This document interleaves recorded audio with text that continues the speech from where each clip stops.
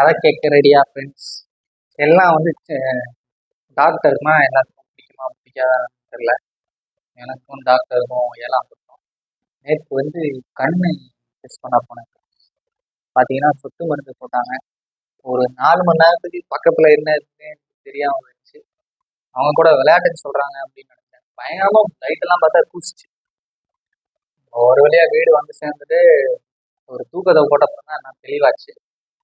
எப்பா எப்பா ஓகே. டாக்டர்கிட்ட நீங்கள் வந்து ஏதாவது ஒரு வியர்டான ரீசனுக்காக போயிருக்கீங்களா?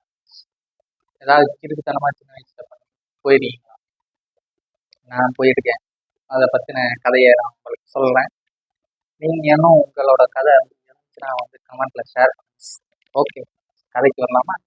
நான் வந்து ஃபஸ்ட் ஸ்டாண்டர்ட் படிக்கும்போது ஃபுல்லாக வந்து பாய்ஸ் ஸ்கூல் ஃப்ரெண்ட்ஸ், நம்ம பசங்க நம்ம ஃப்ரெண்ட்ஸ் தான். அப்போ வந்து ஃபஸ்ட் ஸ்டாண்டர்டில் பார்த்தீங்கன்னா வந்து டெய்லி லாஸ்ட் பீரியட் வந்து பிடி பீரியடு போயிட்டு வழக்கமாக விளாடுவோமா. இன்னைக்குன்னு பார்த்து என்ன பண்ணாங்க, எங்கள் கிளாஸ் பசங்கலாம் வந்து பிடி பீரியட் வரும்போது எல்லாம் கத்துவோம், பிடின்னு. எல்லாம் குஷி தானே. அப்படி பிடின்னு கத்துறப்ப பிடி மிஸ் வந்து கடுப்பாயிட்டு என்ன பண்ணிட்டாங்க, உட்காந்துருங்க, நீங்கள் வந்து விளையாடக்கூடாது அப்படின்ட்டாங்க. நம்ம சின்ன பசங்க தானே, அப்போ ஒன்றும் பேசவும் முடியாது. போய் கிரவுண்டில் வந்து உட்காண்டோம். கிரவுண்டில் நிழல்ல தான் உட்காந்து. நிழல்ல உட்காந்துருக்கப்ப என்னாச்சு, நான் இங்கே உட்காந்துருக்கேன், எனக்கு சைடில் ராயின்னு ஒரு ஃப்ரெண்டு வரும், அவன் இடமா இந்த பக்கம் எனக்கு வந்து அந்த பேஸ்கெட் பால் கோர்ட் ஒன்று இருக்கும் ஃப்ரெண்ட்ஸ், அதோட அந்த இது இருந்துச்சு. முன்னாடி பால் உட்காந்துருந்தான், பால் தான் உட்காந்துருந்தான் கரெக்ட்.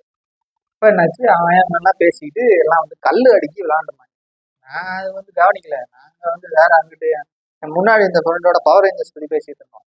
அப்போ வந்து நான் வந்து பவர் ரேஞ்சர்ஸ் பார்த்ததில்லை. அவங்க அப்போதான் ஆர்வத்தை தூண்டிக்கிட்டு இருந்தாங்க. அவங்க வந்து பவர் ரேஞ்சர்ஸ் கதை பேசிட்டு இருந்தாங்க. நான் வந்து கேட்டுக்கிறேன்.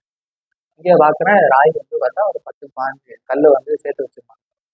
என்னடா கல்லை சேர்த்து வச்சிருக்கான்னு பார்த்தா, அவன் என்ன பண்ணான், ஒவ்வொரு கல்லை அடிச்சு ஸ்மெல் பண்ணிருந்தான். ஸ்மெல் பண்ணிட்டு இது இங்கே வச்சு பிடிச்சி வச்சிருந்தான். நான் என்னடா ஸ்மெல் பண்ணுறேன் அப்படின்னு சொன்னப்ப, என்னடா ஸ்மெல் பண்ணுறேன் அப்படின்னு நான் கேட்டேன். அவன் என்கிட்ட ஒரு 5 கல் கொடுத்தான்.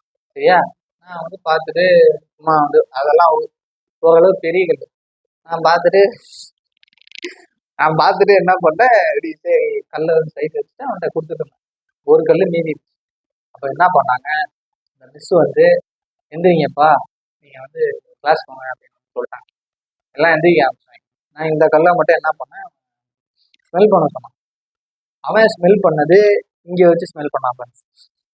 நான் இங்கே வச்சு ஸ்மெல் பண்ணேன் பாருங்க. பின்னாடி என்னால பால் எந்திரா அப்படின்னு தட்டினா கல் உள்ள போயிடுச்சு. எனக்கா கல் உள்ள போயிடுச்சு. எனக்கு வந்து நான் வந்து மூக்கு சிந்துறேன், வரமாட்டேங்குது. கல் வந்து உள்ளே ஒட்டையில் அடிச்சிருக்கு, ரவுண்ட் அடிக்குது. சுத்தினா ரவுண்ட் அடிக்குது, காத்துக்கு அப்படியே சுத்தல. எனக்கு பயம் வந்துடுச்சு. அதெல்லாம் பயத்தை காட்டிக்கல. நம்ம வந்து பெரிய அப்போ வந்து ஒரு வீரன் பில்டப்ல தான் இருக்கும், அப்படிதான் இருக்கும். சரின்னு சொல்லிட்டு அப்போ வந்து நான் வந்து பஸ்ல வரப்ப என் ஃப்ரெண்ட்ஸ்கிட்ட கேட்குறேன், என்னடா பண்ணலாம். அவங்க வந்து ஒன்றுடா. அப்ப என்ன அவங்க சொல்லுவாங்க, மூக்கு சிந்து தண்ணியில ஒருத்தன் வந்து தண்ணியில இது பண்ணு தண்ணி வெளியே வந்துடும் அது இதுதான். எனக்கு பயம் வந்துருச்சு. சரின்னு சொல்லிட்டு நான் வீட்டுக்கு போயிட்டு, அந்த வந்து எங்க வீட்டுல எப்படின்னா வாசப்படி இருக்கும், லெஃப்ட்ல போனா அங்க வந்து ஒரு கிணறு மாதிரி இருக்கும். கிணறுல தொட்டி, அந்த தொட்டி பக்கத்துல ஒரு துணி துவைக்கிற அந்த இது இருக்கும். அந்த தெரியுதுங்களா உங்களுக்கு, துணி துவைக்க வச்சிருப்பாங்கல்ல, அதுல வந்து நான் வந்து உட்காந்துருந்தேன். என் அம்மா வந்தாங்க.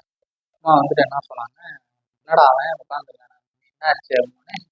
நான் வந்து எங்க அம்மாட்ட கேட்டேன், மூக்குக்குள்ள கல்ல போட்டா என்ன ஆகும்? அவங்க வந்து அவனுக்கு தெரிஞ்சிருச்சு இவன் ஏதோ பண்ணியிருக்கான் அப்படின்னு. ஆனா எனக்கு இதெல்லாம் அவங்க அப்புறம் சொல்றாங்க, எனக்கு தெரியும்டா நீ ஏதோ பண்ணிட்ட, ஆனா அதை வந்து நான் காட்டிக்கல அப்படின்னு சொல்லிட்டு. சரி ஏன் அப்படி கேட்குற அப்படின்னு கேட்டாங்க. நான் சொன்னேன், என் ஃப்ரெண்டு வந்தேன் மூக்குள்ள கல் வச்சுன்னா டக்குன்னு உள்ள போயிடுச்சு, என்ன ஆகும்? அவங்க சும்மா இல்லாம மூக்கு யானை மாதிரி அடி வந்து வெடிச்சிரும் அப்படின்னா. எனக்கு பயம் வந்துருச்சு. நான் வந்து அழுதுட்டேன். அழுதோடனே அவங்க வந்து கூட்டிட்டு வந்து டார்ச் லைட்லாம் அடிச்சு பார்த்துட்டு கடைசியில வந்து டாக்டர்கிட்ட போகணும்னு சொல்லி டாக்டர்கிட்ட போய் காட்டி, இஎன்டி டாக்டர் எல்லாம் 2 பேரும் என் கையை பிடிச்சிக்கிட்டு அப்படியே இது பண்ணி அந்த ஸ்டென்சில் வச்சிருப்பாங்க, அதை வச்சு கல்லை எழுதுவாங்க. நல்ல வேலை அந்த கல் பார்த்தீங்கன்னா ஓரளவு மூக்குக்குள்ள போக அளவுக்கு அது சின்ன கல், ஆனா அதுக்கப்புறம் உள்ள போக முடியாத அளவுக்கு பார்த்தீங்கன்னா பெரிய கல். என்னன்னு வைங்க, மூசில் போய் சிக்கிட்டு இந்த மாதிரி போனேன் ஃப்ரெண்ட்ஸ். இதில் டாக்டர்னாலே எனக்கு வந்து ஊசின்னா அப்போல்லாம் பயங்கர பயம். ஒரு தடவை டாக்டர் வந்து எப்போவுமே நான் போனால் ஒரு டாக்டர் இருப்பார். அவர் எப்போ நான் போனாலும் வந்து ஊசியை போட்டுருவார். ஒரு தடவை என்ன ஆச்சு, நான் வந்து போகிறேன், செக் பண்ணிட்டு டாக்டர் வந்து செக் பண்ணிட்டு என்னை வந்து அம்மா வந்து கீழே இறக்கி விட்டாங்க. ஓடி போய் வண்டியில் ஏறிட்டேன். ஆனால் டாக்டர் வந்து திரும்பி பார்த்துட்டு ஊசி எடுத்து திரும்பினாரு. ஆளை காணோம். நான் ஓடி போய் வண்டியில இருக்கேன், அவர் தான் ஊசி போடாதுன்னு தெரியும். அப்புறம் பிடிச்சி இழுத்துட்டு வந்து திரும்பி ஊசியை குத்தி விட்டாங்க. இந்த மாதிரிலாம் நடந்திருக்கு. அதனால இந்த மாதிரி நீங்களும் ஏதாவது பண்ணியிருப்பீங்க. அப்படி பண்ணியிருந்தீங்கன்னா அதை வந்து கமெண்ட்ல போடுங்க. நான் வந்து என்னன்னு நம்ம வந்து பேசி அலசி ஆராயும். ஓகே, இன்னொரு நல்ல வீடியோவில் வரேன்.